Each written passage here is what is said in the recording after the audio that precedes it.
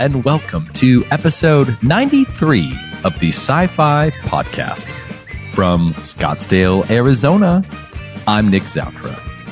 On today's podcast, I am pleased to welcome Dr. Alan Love, Distinguished McKnight University Professor of Philosophy and Winton Chair in the Liberal Arts at the University of Minnesota, as well as the Director of the Minnesota Center for Philosophy of Science. Alan's research focuses on conceptual issues that arise in different areas of biological science.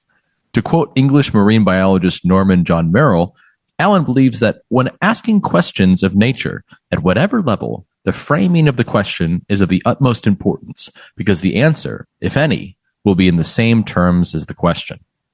Thus, much of Alan's work has concentrated on questioning the concepts of evolutionary innovation and novelty, which have been at the center of the research agenda articulated by many biologists situated in evolutionary developmental biology, or EVO-DEVO for short. Alan is also interested in issues that arise in developmental biology and functional morphology. He uses a combination of approaches to investigate a variety of philosophical questions, such as conceptual change, explanatory pluralism, the structure of evolutionary theory, reductionism, the nature of historical science, and interdisciplinary epistemology. Another area of interest concerns the methodological questions, such as the role of history in philosophical research, as well as the nature of intuitions generated by thought experiments in philosophical inquiry. And thus, without further ado, let's bring in Alan.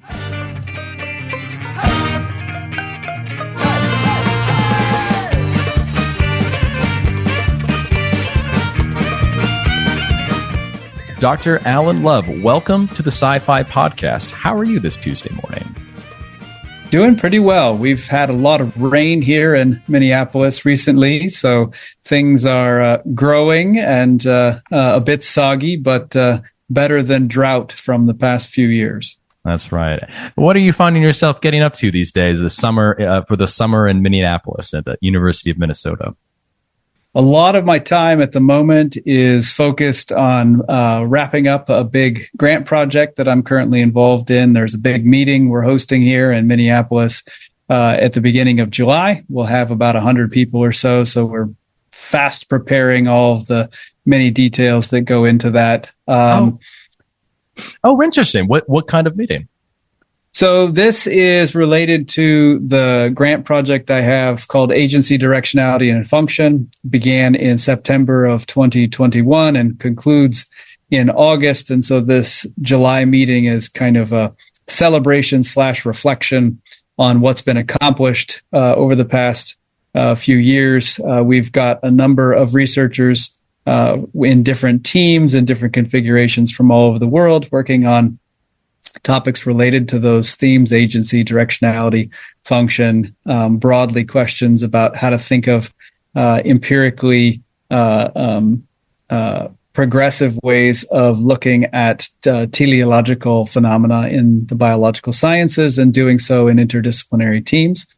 So we'll bring people together, kind of have a moment for what was achieved, but also some moments for what was frustrating and what didn't work as planned. And in particular, one of the things I'm most excited about is that the project has been studied and will continue to be studied after it ends by some sociologists who are interested in some of the ways in which the project was attempting some new grant structure that we trialed. And to some degree, that's fun for me as the PI, because I will get a chance to have a kind of third party looking in and seeing and giving us feedback on whether stuff worked or not, because it's a little bit harder to see that from within.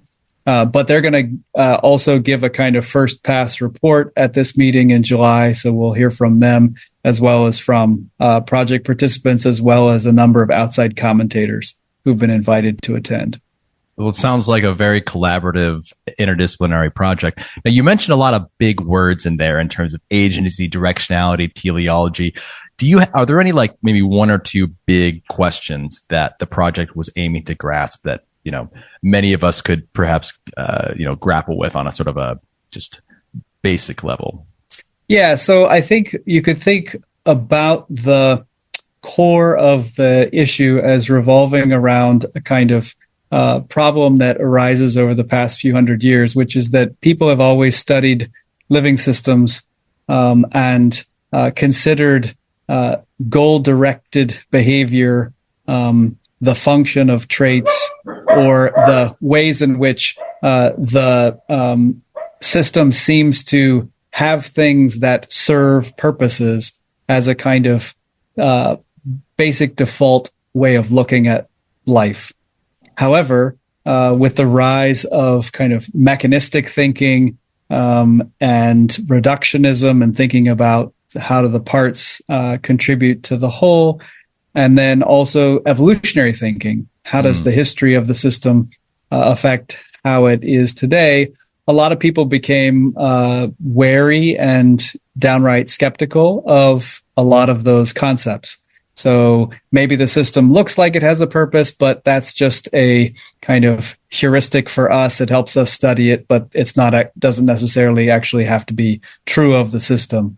Or we can take that seemingly goal-directed behavior and reduce it to some lower level mechanisms that seemingly remove the ways in which we might want to give agency to an organism. And just say, well, the organism is operating according to these mechanisms. And so that kind of concern is sort of at the core of the project. And what we were trying to do was take a variety of recent sort of innovations in method and new experimental approaches and ask the question whether or not we could initiate new lines of scientific inquiry into these phenomena, fully recognizing some of these challenges that have been raised in the past, and see if we could build a community that would be able to talk about these things in real time and potentially offer new routes. And those new routes would be everything from mathematical modeling to intervention experiments related to cancer. We've got people looking at organismal behavior and the microbiome, the way which, it's interesting to think about ourselves as being inhabited by another ecosystem. And so we intentionally pulled together a bunch of different people with different approaches to see if we could build this community. And I'd say that these are hard problems. So we didn't expect to crack them in a 3-year time span. That would have been probably a bit overestimating our abilities. But the idea was that by having these interdisciplinary teams, we also were in a position to really recognize the multifaceted nature of some of these questions, that if you're going to understand relationships between different levels of organization and you're going to understand different timescales that these processes occur on, and you're going to capture both those spatial and temporal scales in trying to understand and model these phenomena, you're going to need a lot of different kinds of people to do that. And you're going to need those people to be able to talk to one another. And for them to be able to talk to one another, they're going to have to be able to recognize that they come to the table with different kinds of assumptions and different kinds of expectations about what research looks like. And the hope was that if we can assemble these individuals into some productive team configurations over a couple year span, we could jumpstart a kind of research program of sorts, and potentially have knock-on effects for the future and for sure for the next few years. Thank you for that excellent overview. That sounds like a fascinating project and something that I imagine as the grant concludes, it sounds like these interdisciplinary teams could continue on in terms of exploring these different questions, then perhaps meeting again and interacting with one another? Yes, exactly. And in fact, ideally reconfiguring so that the teams that work together end up finding new people to partner with and collaborate with that they weren't originally even aware of. And so the community kind of finds ways to leverage other expertise that they weren't even familiar with for new projects. And that's one of the things we're looking for and watching for to emerge in, say, the next year or two. Fascinating. Well, thank you for sharing that. I'll definitely be interested to look at, some of those writings that come up, but also some of just the reflections, as you mentioned, on like this interesting structure of how things are going on. So I think from a methods perspective, I think that's very fascinating. Well, thank you for sharing a little bit about that. Now, not only do you have that coming up, but I'm well aware of a very exciting upcoming conference that you have taking place at the University of Minnesota in October of this year, Philosophy of Science, Past, Present, and Future, in which it appears that there are going to be 3 sessions, including History of Philosophy of Science Scholars' Reflection on the Discipline, Contemporary Philosophy of Science Reflection, as well as Promising Junior Scholars' Vision for the Future of Philosophy of Science. And so, as one of the organizers of this conference, Alan, I was wondering if you could share a little bit about the thought process that went behind it, and what was some of your thoughts in terms of how to synthesize or bring together these 3 themes? So we began in thinking about this a little while back with 2 basic components as the motivation, and they were anniversaries. One was the origin of the Vienna Circle in 1924, with 2024 obviously being the centenary for that. So much of 20th century philosophy of science was conditioned by what happened in the Vienna Circle and how the Vienna Circle was exported to North America in certain ways, and including the Minnesota Center for Philosophy of Science, because Herbert Feigl was a member of the Vienna Circle, a student of Moritz Schlick, and came to the United States in the early 1930s and eventually wound up at the University of Minnesota and founded the Minnesota Center for Philosophy of Science. And that's the other anniversary, which is that the Minnesota Center for Philosophy of Science was formed in 1953. So we're coming up on the 75th year anniversary in 2028. And so we sort of took those 2 anniversaries as our kind of foundation for this meeting, and then thought, could we put together a group of scholars who would give us relevant historical perspective on how philosophy of science is developed, and the Hopos community, that's History of Philosophy of Science, has really developed quite robustly over the last decade plus. And so there's lots of people working on these questions and digging into archives and have a lot of perspective that wasn't previously available. Then we wanted to have people thinking about the present. How are things going right now? What are the sort of challenges? Where are the places where things are going well? So here we're bringing in journal editors, British Journal for Philosophy of Science, center directors, people from Pittsburgh Center for Philosophy of Science, or the center in Munich for mathematical philosophy, and others who are sort of playing these current organizational roles within the discipline to sort of check the pulse of how things are going in both the North American and the European context primarily. Then we wanted to say, well, some of us are increasingly covered with gray hair and need to recognize that we are not the future.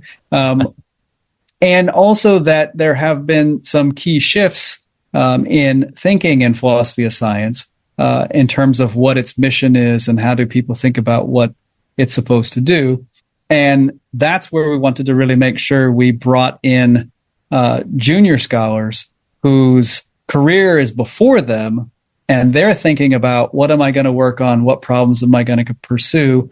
How do I see what I'm doing in relationship to maybe what's come before and how maybe it's both similar to or different from those past projects. So that it was a pretty natural kind of organizational structure, because once you had the anniversaries, then you sort of think, well, part of what an anniversary is to look back. It's to take stock about where you are, and it's then to look forward and see where you might be going. Makes a lot of sense, and I'm so excited. It sounds like an excellent upcoming conference, and something I'm so happy to see.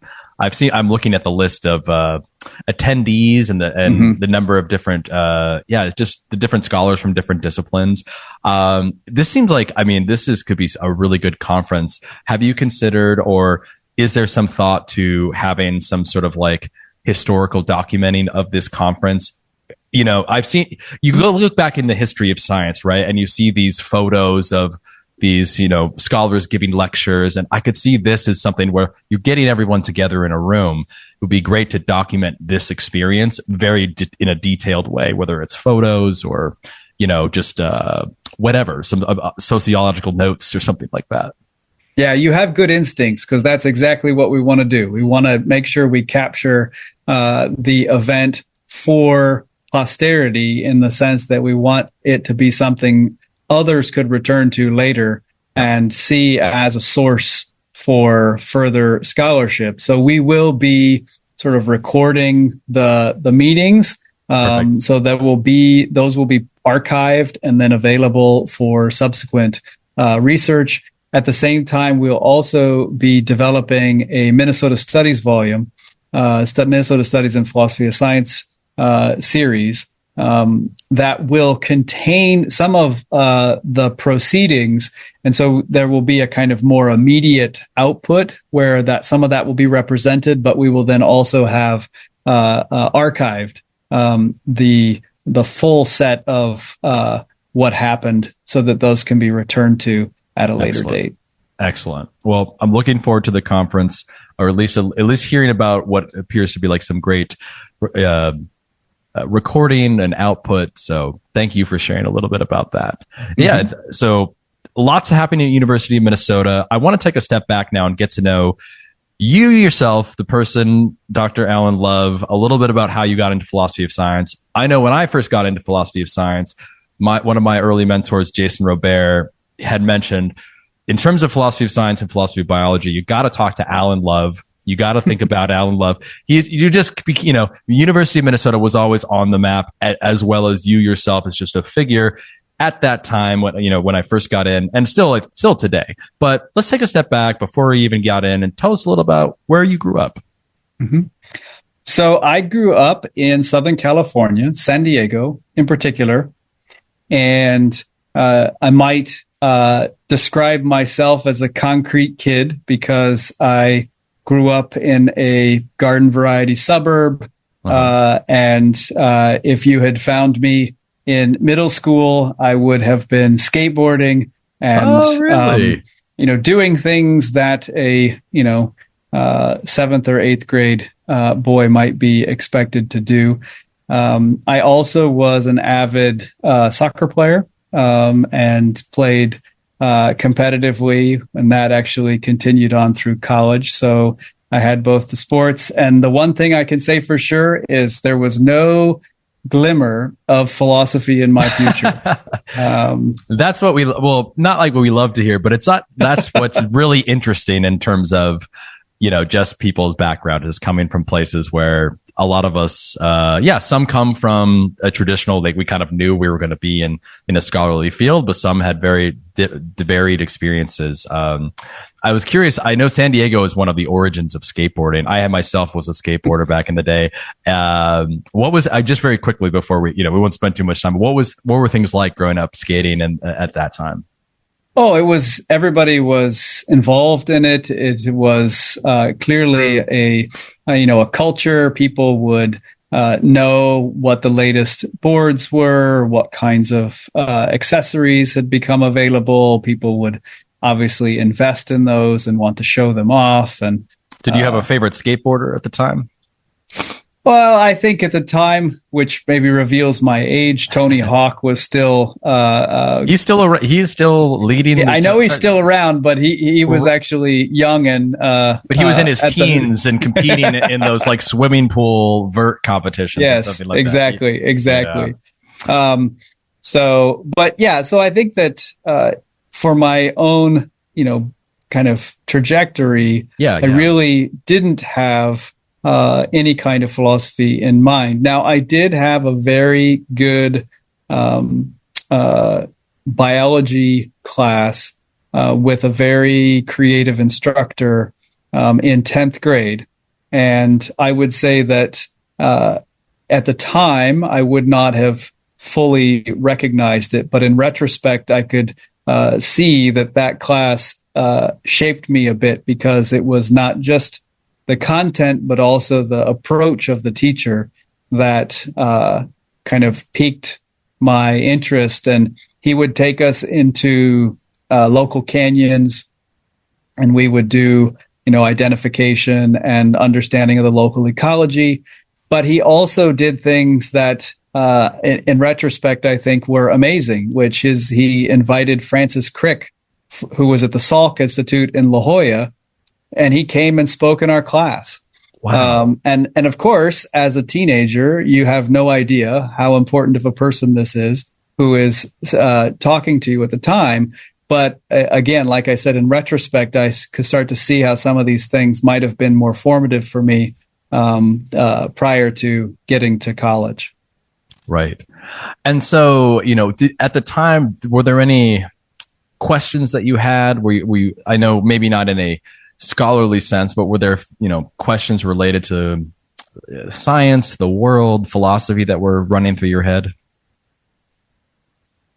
Well, I mean, again, I don't want to reveal that I wasn't thinking that deeply, but okay. I was not thinking that deeply okay. In certain ways. I think that one of the things I was very passionate about, so I also played music and played bass guitar in some bands and stuff during high school, is I was always passionate about learning the ins and outs and depths of something. Yeah. So whether it was playing soccer or whether it was playing the bass guitar or skateboarding, I was always, you might think, geeky about it, kind of wanting to know more than many people would want to know. And so I think, if anything, that's probably the first clues that I had a little bit of a more scholarly inclination, because I wanted to know more about how it was done and how did it get there and how did it take that shape. And, a lot of other people were good at what they did and enjoyed it, but didn't always have that same kind of curiosity. Yeah, they didn't have quite the analytic mind or the inclination to want to know, the context. They just maybe did the thing, perhaps. Yeah. Okay. Yeah, that makes a lot of sense.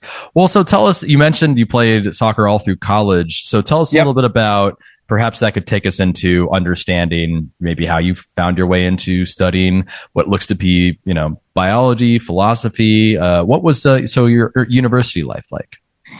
So I went from coast to coast, from San Diego to Boston and Cambridge, and was at MIT. And that was definitely a unique experience. It's a unique place.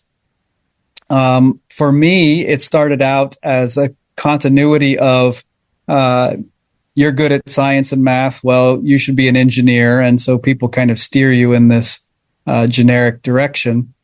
But very rapidly, once I was there, I found this interest in biology really blossoming, and especially molecular biology, which was the predominant form that it took at MIT. And so was very quickly jumping into genetics and laboratory work there. And the philosophy side, again, was not prominent in that early sort of first 2 years.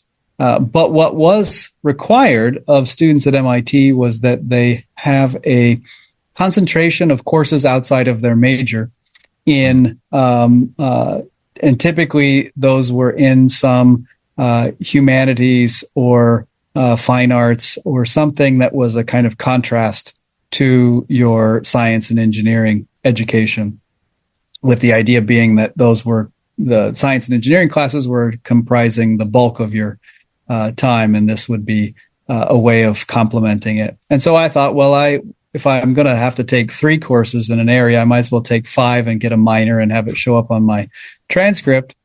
And I started off in music, continuous with what I had experienced and been interested in before, and didn't like it, and found my way. And still, in retrospect, I don't have a great explanation of this, to philosophy, signed up for a philosophy minor without ever having taken a philosophy class, and took my first philosophy class in the fall of my junior year.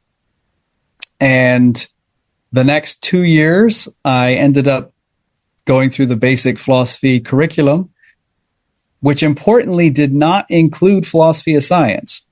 So the first time I even bumped into philosophy of science was the second semester of my senior year, when I was taking a class on skepticism, and there was a unit on skepticism about unobservables.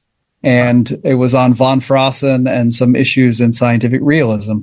And that was the first time that really I had seen, this scientific stuff and this philosophy stuff actually have some kind of overlap or connection between one another.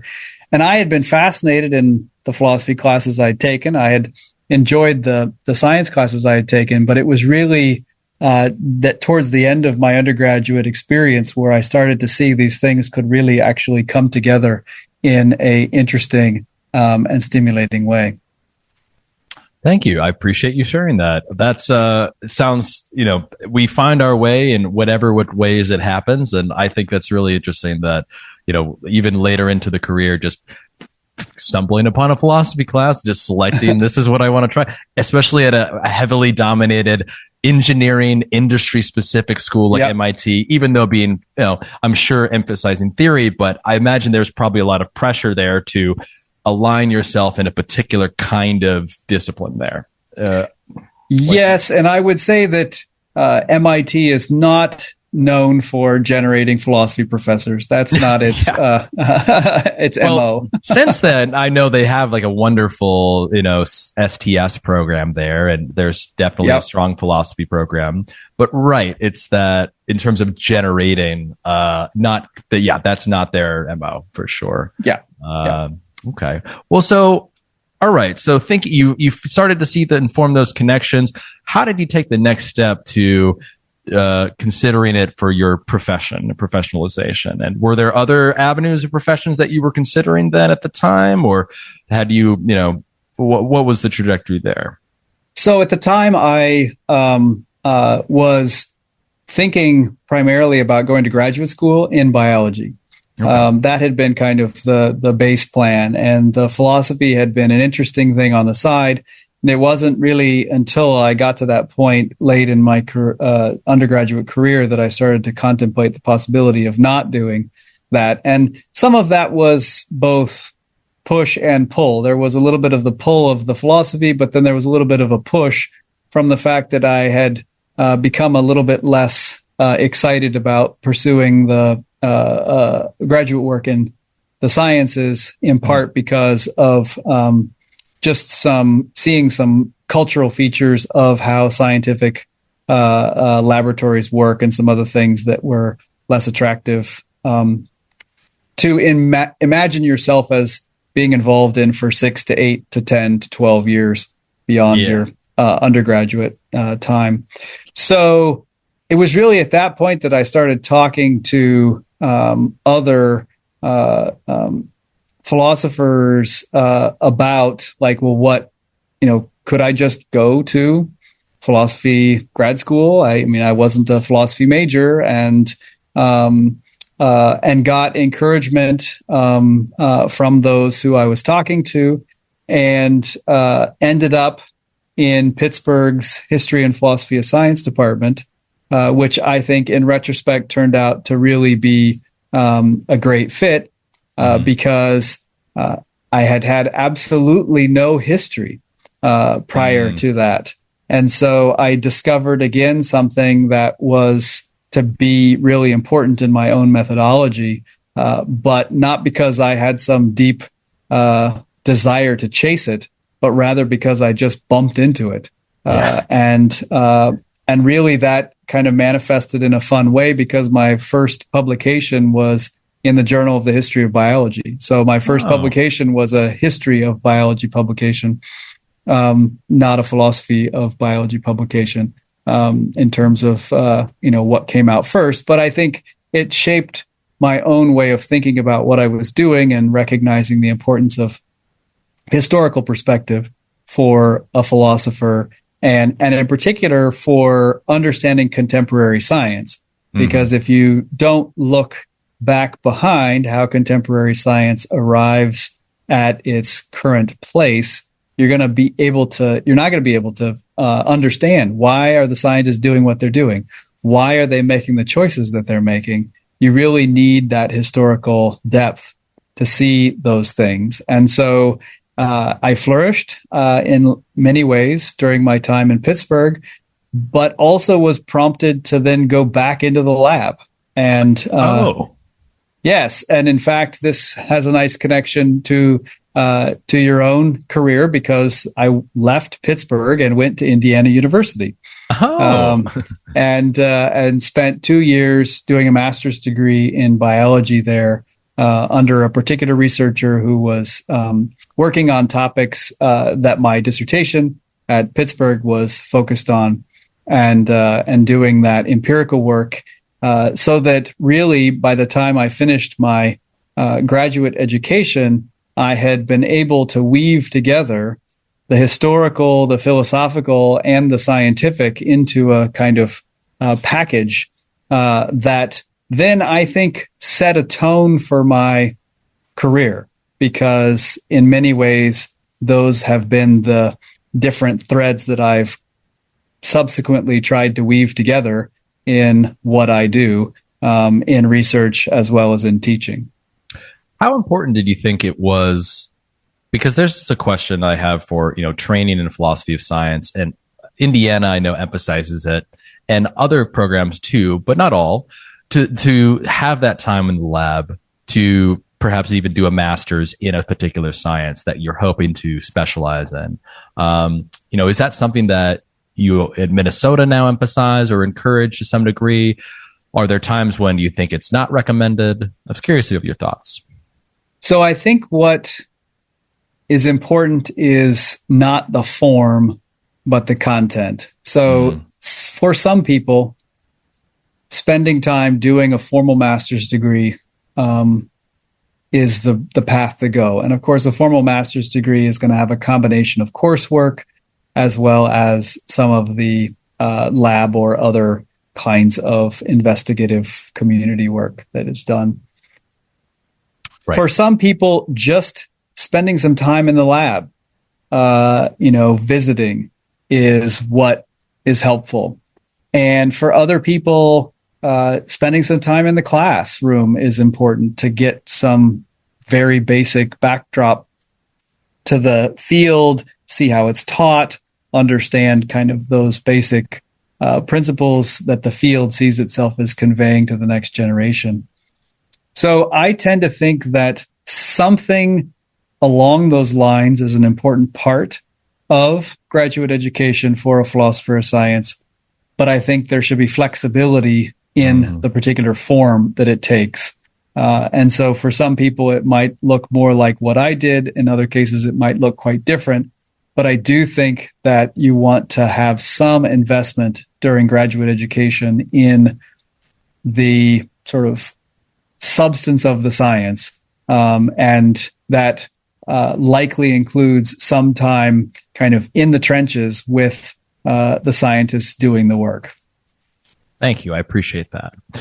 So, as I've known, you've had a very successful career since launching and studying at both Indiana and the University of Pittsburgh, and have spent the bulk of your career teaching at the University, or doing research at the University of Minnesota. Could you perhaps share us a little bit, maybe one or two of your favorite projects or works that you've done over the years? Things that you felt perhaps that you're most proud of, or that engaged in that work really helped develop or advance your thinking in philosophy of science? So I think one of the things that is a sort of through line in my work since the time of my dissertation was sort of recognizing that within scientific communities, an important epistemological organizational feature was the structure of the problems and the questions that they were asking. And there is a history of looking at questions and problems in philosophy of science, but it's not nearly as dominant as discussions of models and theories is. And so I've tried to sort of develop in a number of different ways the importance of thinking about this, question orientation, or an orientation that foregrounds the motivations for inquiry and the way it's structured, as opposed to the putative answers and solutions that scientists develop to answer them. And that has been really important in understanding how different disciplines are able to or not able to communicate with one another, because many times it's not that they see themselves as working on a common theoretical project, but rather that they see themselves involved in pursuing a common problem.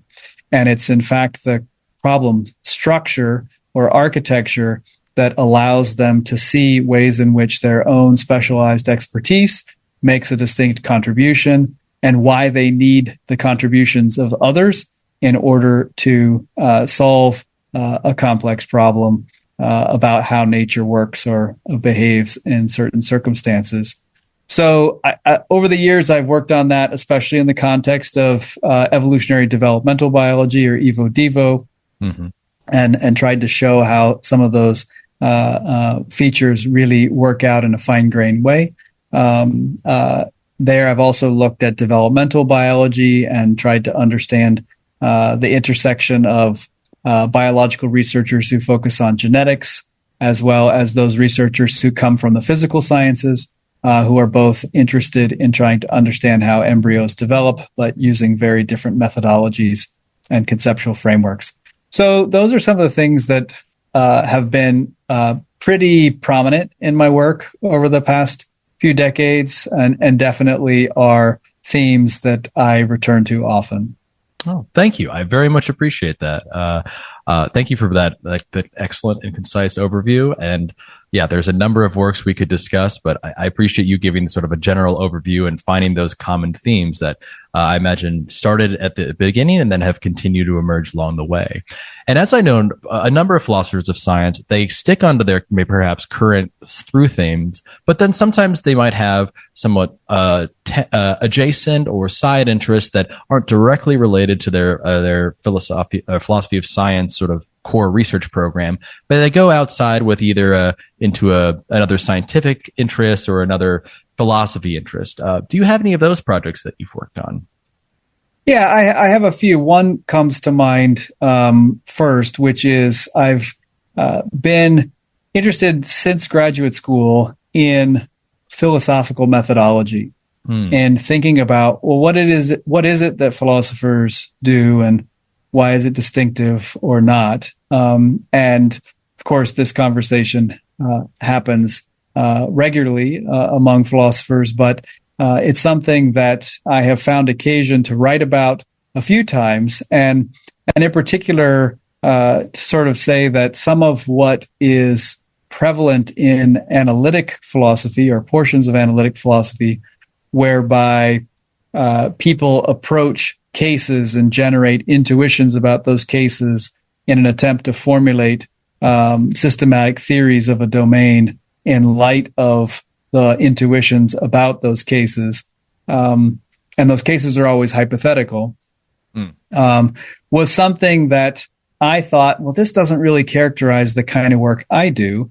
And so in thinking about my own approaches, how are they different from what maybe another philosopher thinks that he or she is doing when they are engaged in inquiry. And so I've written about that, and I'd say that the kind of one of the key elements that I've come to is that we really need to recognize a kind of plurality of approaches in philosophy, that we need to be careful about somehow locking down, this is the philosophical way of thinking about things, or this is the philosophical question in this domain, because oftentimes what that reflects is a particular methodological commitment rather than a sort of ex cathedra statement from, Plato's Forms about the way in which philosophy is structured in the world.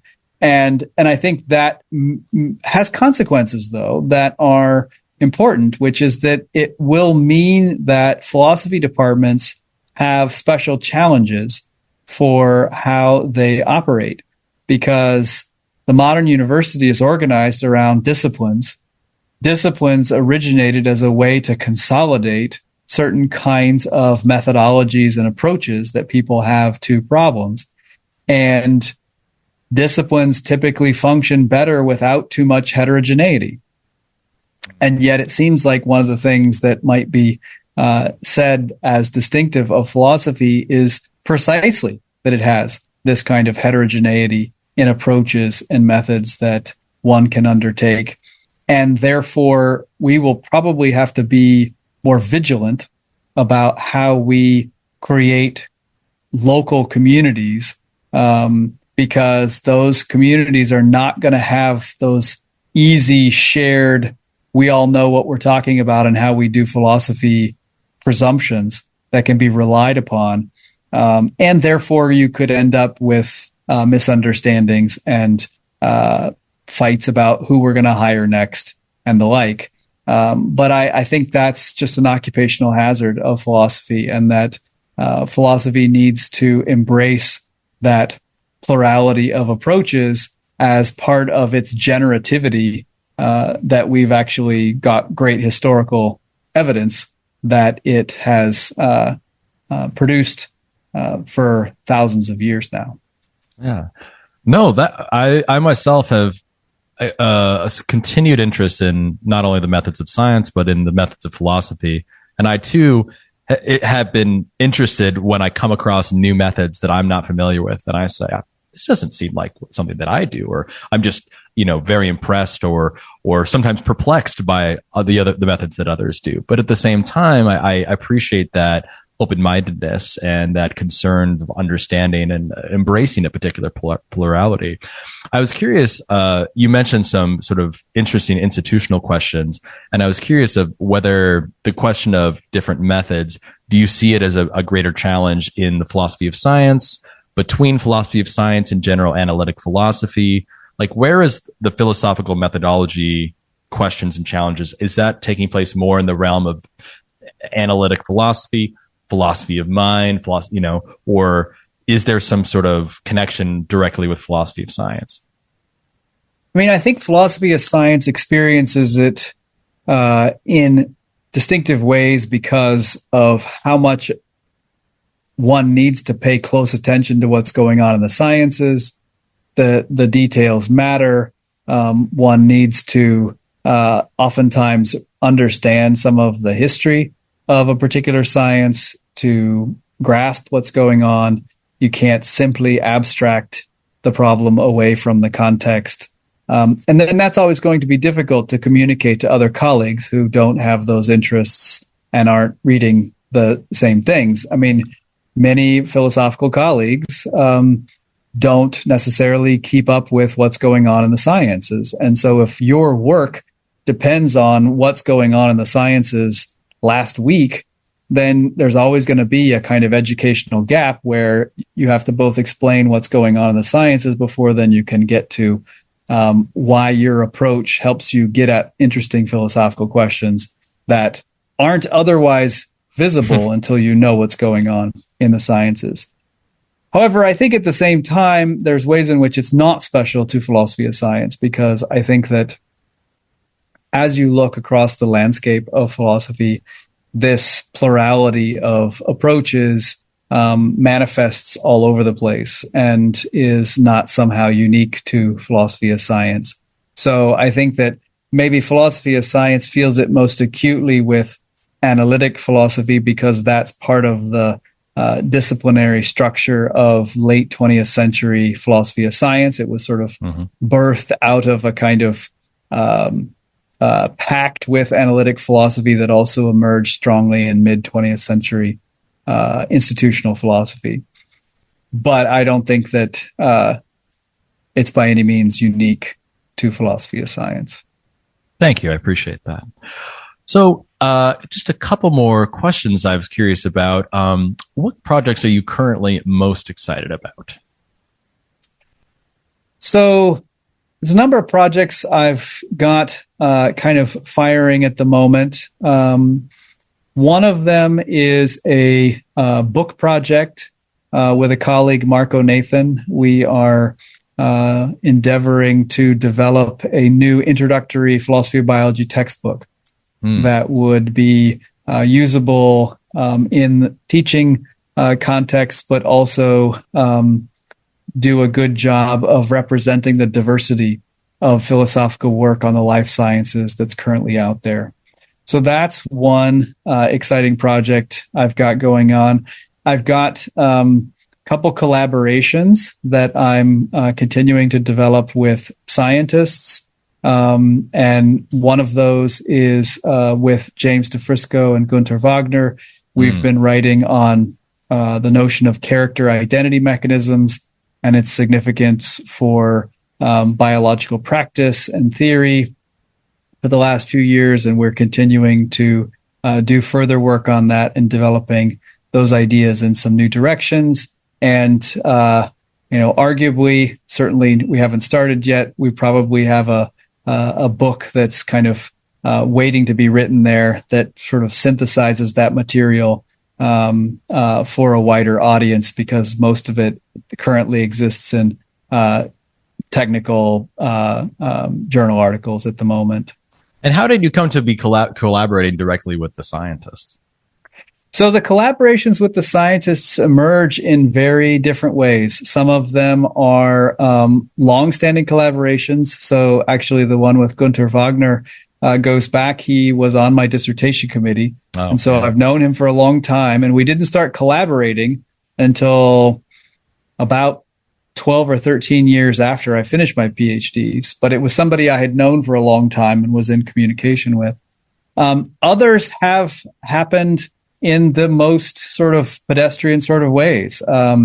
Another collaboration emerged when a scientist approached me at a conference and just said, I'd like to talk. And so we started talking and we kept talking. And after a while, the talking turned into writing, and then the writing turned into a paper. So I think that collaborations with scientists certainly are things that one has to actively pursue. They're going to be things that if you decide to ignore them or not chase them, they won't happen. But for those who are interested in it, there are ways to be kind of prepared for it and to kind of be ready to take advantage of it. And some of it is simply being around scientists, being in conversation with them. And some of that happens very locally in your home institution. The scientists who you might, in my case, I've co-taught with scientists and doctors, and those same people that I've co-taught with, I also co-author with. So that's another avenue to building out a collaboration. But I think you've got to be open to it, and you've got to think it a valuable exercise because it takes time. It's not something that happens easily, as many people in collaborations will tell you. A paper between two people takes twice as long to write. And the number keeps going up as you add authors. So I think at the same time, I would encourage especially younger up and coming scholars to make sure that they are practicing, because in some ways you get better at collaborating by collaborating. And so if you're not going to necessarily be as good in your first collaboration as you might be in your third or your fourth collaboration. And that and here an analogy from sports comes to mind, which is that we would never expect top-notch players who, have never practiced before to all of a sudden work together well as a team if they were thrown out there. And yet we sometimes have that expectation in research that we somehow don't need to practice, that we somehow don't need to spend some of that hard time doing sprints and just basics in practice before we get to the paper or the grant project or the big visible thing that shows up on the CV. So, yeah. No, I appreciate you sharing that. It makes me think, one of the recommendations and suggestions I've heard in regards to collaboration is that every collaboration is different, depending on the individuals, depending on the dynamic, whether it's a 2-person team, whether it's a 6-person team, what levels, what kind of projects. So approaching it with an open mind. But I love the sports analogy because, we would always just assume, especially in sports, you pair a bunch of superstars together, like you think magic's going to happen, but you forget that there's team dynamics. There's, I have a buddy from a colleague who that's his whole thing. They study, team dynamics for like military issues, often assessments, but it's a very challenging aspect of just understanding how 3-person teams navigate and work together. So, but I appreciate you sharing some of those introductory ways that happenstance could occur, whether it be someone on your committee, maybe a master's thesis advisor, or once you're further established in your career, just going up to somebody at a conference and saying, "Hey, I'd love to chat, love to talk," and then seeing what's going to happen about that. But I really love the idea of just practicing through it. Just the more you practice, the better. So. Mm-hmm. Thank you. Well, I didn't mean to cut you off there. I appreciate you sharing a little bit about that. So were there any, I know we started talking and you mentioned, so you have this collaboration with scientists, the new philosophy of biology textbook. Were there any other projects that you were, Yeah. I mean, I think that where we started, in talking about this big conference, both this summer for the grant and this fall in October for the philosophy of science, past, present, and future. I mean, these projects are sort of also ongoing and continue to take up time and energy and are things that I'm interested in pursuing and will continue to do so. There's a few things that I'm excited about that are mostly finished that haven't yet seen the light of day. One of those is a edited volume in the Minnesota Studies series called Perspectives on the Human Genome Project and Genomics. And there I was able to collaborate with my co-editor, Chris Donahue at the NIH. And we were able to bring together historians, philosophers, sociologists, and a number of the original NIH staff who were involved in the Human Genome Project or other genome projects. And so the volume is a kind of multi-perspectival sort of look at genomics, with the Human Genome Project kind of, foregrounded for sure, but really utilizing archival material that's never been used before, having practitioners who have never reflected on what they did and why, sharing those views, and recognizing the entanglement of different kinds of agendas in these different genomics projects, which basically run very differently than standard research because they're organized out of the NIH itself, and not simply a individual PI at a university context or something like that. So I'm excited about that. It's past peer review. It needs to be produced, and we're waiting for a few contributor agreements, which are a little bit trickier for government staff than they are for the average academic. But we're almost there, and I'm hopeful that it will be out next year. Fantastic. Well, this sounds like an excellent volume or an excellent perspective. I could see an entire class being centered around just the human genome, or just like this kind of these particular issues, especially as you're describing them. So, looking forward to seeing that as well. Well, once again, Alan, thank you for taking so much of your time to share about some of your past work, your story. I wanted to ask a little bit about your reflections, as we ask in this podcast, about what you think is the greatest challenge facing philosophy of science today. It's a great question, and I'm sure there's a number of different ways to answer it well. For my own part, I think that the current issue is one that connects back to history in an interesting way. So when Herbert Feigl was founding the center in the early 1950s, he was very intentional in cultivating relationships with scientists here at the University of Minnesota as a part of their activities. But over time, the relationship faded a little bit as the relationship with analytic philosophy kind of blossomed in the late 50s and early 60s, which led to kind of the structure of philosophy of science that many people have experienced today in terms of where it institutionally took off and became the places to go get your graduate degrees and the like. Mm-hmm. And so what happened to Feigl was that the interdisciplinary kind of collaborative angle with the scientists faded a little bit as the kind of disciplinary work with other philosophers waxed strongly in certain ways. And I think we're kind of at an inversion point on that today, which is that right now, many philosophers of science are ably and innovatively working together with scientists in all kinds of different ways, collaborating at the forefronts of knowledge in specific sciences and actively taking part in teams and collaborations in a way that I think Feigl would have really enjoyed and appreciated getting to see.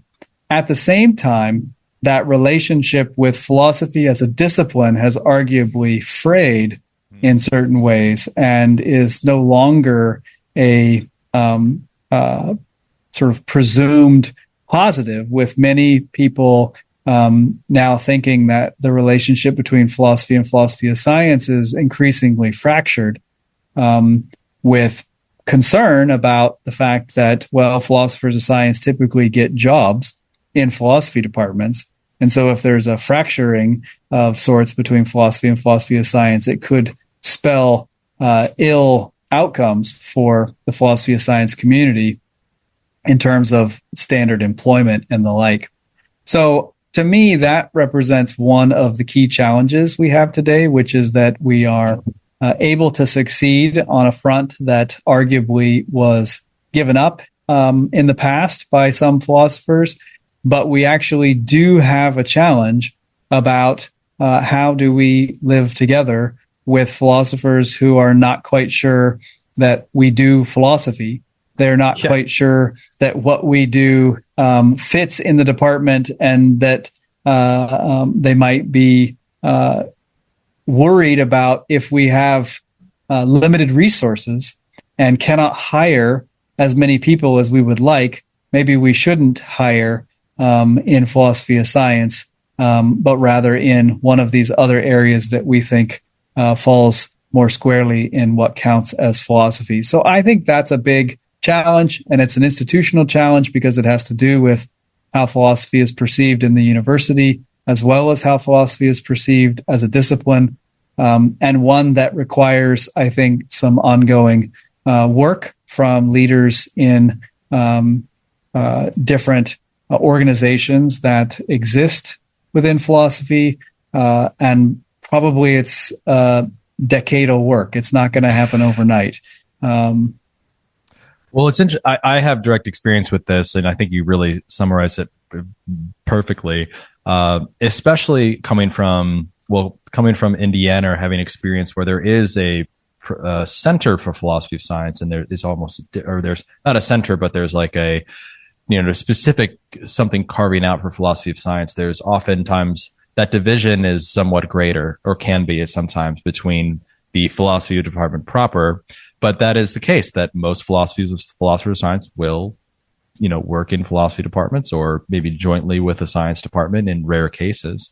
I was curious, obviously solving it is difficult, but are there any things that you or other philosophers of science at the University of Minnesota try to embody as kind of like to sort of lead by example in terms of how one could, approach this issue, maybe in terms of how you interact with other more traditional analytic philosophers, or how you encourage your incoming students to think about these things? Because I could see that, that especially if we're hoping these future scholars will address this issue, are there any things that you or others you see maybe doing at your home institution? Yeah, so I'd say it's a strategy with multiple angles. Some of them are, in the teaching domain, where you are able to show that the kind of teaching you do is attractive to students that otherwise might not take philosophy classes, and therefore bolsters the enrollment of a department. As a consequence, it can take place in terms of participating in local reading groups. In the past, I've actually helped lead discussions of what is philosophy in our department, where we actually talk about some of this in the open and share differences and actually kind of make it visible rather than having it all just submerged beneath the surface. And then I think also it needs to happen at the level of professional societies. And I think there, some active communication between like the American Philosophical Association representatives and Philosophy of Science Association representatives can take place more productively. And some of that has occurred, and I think more should occur. And I see myself as involved in that for sure in the coming years. Well, I love to see that. I'm sure we both love to see that. And yeah, I mean, especially as these folks will be our colleagues going, and as colleagues of future scholars going forward, it would be great to see, some collaboration. And from just the direct experience of having recently been a graduate student who studied philosophy of science, but then, sort of seen on the other side, I think that there is some promising potential. I don't see the division. So, I see it as a willingness to work together a little bit and on the younger spectrum, but you never know. We'll see how it goes. But yeah, anyway, thank you for taking a little extra time, Alan, Dr. Alan Love. It was wonderful to speak with you on this Tuesday in the summer. I hope you have a good rest of your summer in the University of Minnesota, and I'll be looking forward to looking out for the upcoming conference in October. But it was great to meet you, and have a great rest of your day. Thank you, Nick. Appreciate it. It was fun talking. All right. Take care.